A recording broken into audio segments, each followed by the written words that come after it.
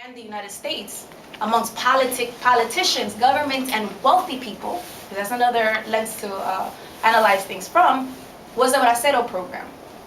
Folks know what a Bracero program is? When we talk about the history of Mexico and the United States? Well, the Bracero program gave permission for migrant workers to come from Mexico into the United States with working arrangements. Okay? That doesn't mean that the labor laws apply to them. So they were discriminated against. Folks were sent back. Some folks stayed back here without papers because the situation in our countries aren't the best. And the same program was established in the Dominican Republic between the Dominican government and the Haitian government. Politics, elites, wealth, class. So you had Haitian migrants coming in, being exploited. When they were no longer needed, they were shipped back. Modern day slavery. Okay? And that is the context of a lot of what's happening today. So, although a lot of people say Trujillismo is dead, its politics and its practices are still very well alive. And we need to know that. Okay? As a black woman, walking into the Dominican Republic with my hair is always an issue. And that talks to the internalized racism that we experience as a nation. When this is not considered beautiful. When, as black people, we consider ourselves better because we're lighter, because we have straight hair, and the Haitians are the black devils. Now the question is to be posed, do we have the same reaction with Europeans? Because we've been having debates in the Dominican Republic and fights over Canadian and US and European corporations that want to take over our land. But the government allows that to happen. And it's okay for that to happen. And when I say the government, I'm not talking about a particular party. All parties. All three parties have been responsible for spreading the sentiment of anti-Haitianism. All governments. Okay? Something else to consider. This ruling, the 16813, and I'm sorry, I'm very agitated because I'm mad. I am mad. I'm angry. And I think we should be. I think there's a certain element of feeling that comes to your gut when you see injustices that needs to be expressed. And so when we talk about the 16813, the constitutional law that has been passed, we need to also understand that it doesn't only violate human rights internationally, right? Because international law protects the right of folks who are born within a certain territory. Regardless of what the status of your parents are, you have birth rights if you're born in a territory. The Dominican Republic has consistently violated those rights for folks born in the Dominican Republic of Haitian descent. Okay? Of Haitian descent. Again, race, class. Haiti is a poor country that has been exploited consistently. If we go back to colonization, we get that context, and I think Mark is going to talk a little bit more about that. But we don't have a problem with a lot of the Arab communities that come in with money that run the industries of textile. We don't have a problem with those folks. We don't have a problem with the Europeans that own the resorts. We don't have a problem with those. There is an entire community that was welcomed at the same, or almost same period of time when the Jewish came into Sosua and a whole community was displaced, and they were placed there while Trujillo was over here displacing and killing Haitianos. So that is the foundation of a lot of what this dynamic and this dehumanizing process is, and I think it's important for us to understand it. It violates human rights and civil rights that are protected or are supposed to be protected by international law. We don't care about that as a nation. And I say we in general. There are people who are fighting tirelessly this. But as a nation in general, the government, that anti-Haitian sentiment is there. So it violates the Constitution itself. How does that happen? How does a law come into place and violate the Constitution? Well, the Constitution says that there should not be laws included that are retroactive. This law is retroactive to 1929. That's how many years? Those of you who are mathematicians. That's 80 somewhat years. That's 4 generations of people who have been born there. So not only me, but my mother and my mother's mother and my mother's mother's mother. So we're talking about generations and generations of people that are affected by this law. Okay. Another thing that I think is important to bring, and I'm not going to try and read all of this. You could read it on your own time. But I think another thing that is important to put out there is that the lenses in which we see what's happening, the approach in which we see, and this is why I think it's important for Dominicans in the diaspora, and not only Dominicans, because this is a human rights issue. This is another thing. It's a human rights issue. So if we're concerned with human rights and justice, it's our problem. Just as it would be our problem, anything that's happening here in the United States, it's a problem in the Dominican Republic as well. In 1199 alone, there's about 90,000 members who are of Haitian descent, who are Dominican nationals. Do you get what the problem is going to be? 90,000 members of 1199 are of Haitian descent who are Dominican nationals. These people came to this country. This opens a whole different box of issues. These people came to this country with Dominican documents and are not considered Dominican anymore. That opens up a whole different box of issues. That is how serious it is.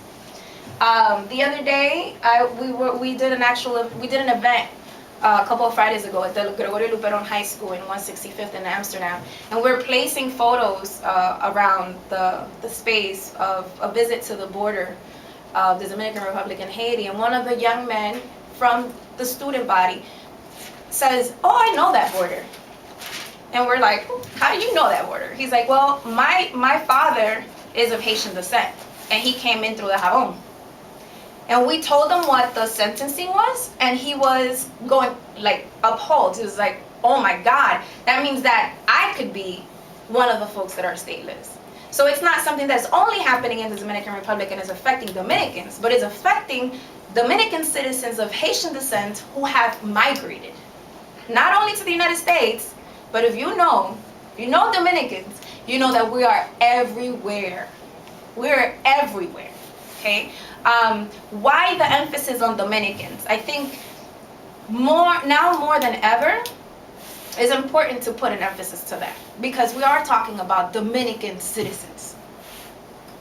Men and women who were born in Dominican territory, who are by right, by their human rights and their civil rights, entitled to access all sorts of rights that a citizenship would give a person.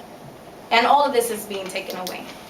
I think it's important to analyze this in the context of a political atmosphere where you have a political party that has reigned. They've been in reign for a long time. And taking away citizenship also means taking away votes. I'm just putting it out there. Some might agree, some might not, but I think that's also a reason. Okay. I also want to invite folks and talk a little bit about what we have been doing. So we heard about the sentencing in New York City on the 23rd of September. And since then, folks started forming coalitions and started trying to figure out what to do, okay? Like I said earlier, the situation between the Dominican Republic and Haiti is not new.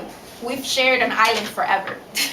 Forever. It was one island before colonization came in, okay? Folks migrated however and whenever they wanted. And it wasn't migration, people were just visiting, okay? And so we also need to understand the context of geopolitics. Who benefits from all this?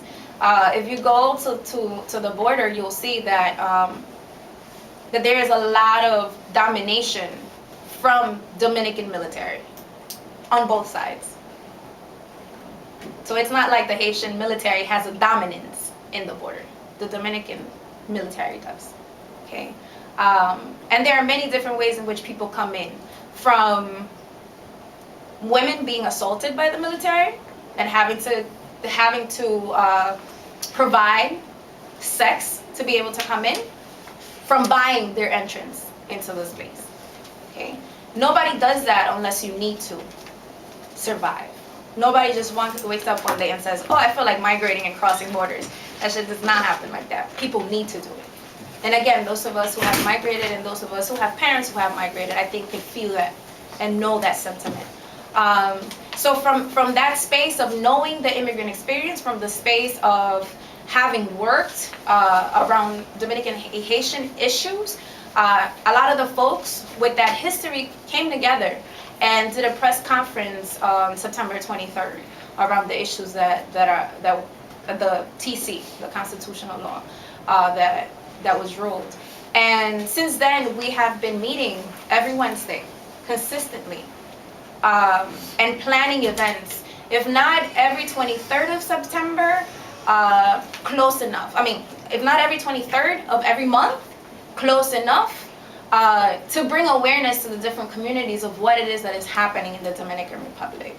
And like I said earlier, it's the legalization of xenophobia and racism.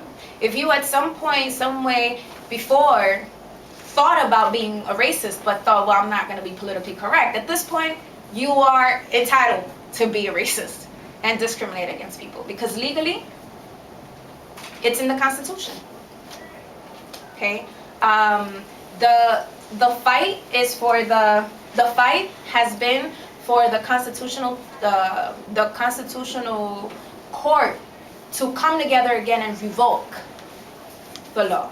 But there have been a lot of conversations about how it's irrevocable. Okay? And so international bodies have expressed their dissent, have expressed the need to protect and respect the human and civil rights of Dominicans of Haitian descent, but the Dominican Republic, particularly its government, has not been responsive. And the response, and I already got the 5 minute, and the response has been, everybody was kind of waiting February 27th. You know what February 27th is, right? Dominican Independence Day from Haiti. Holler.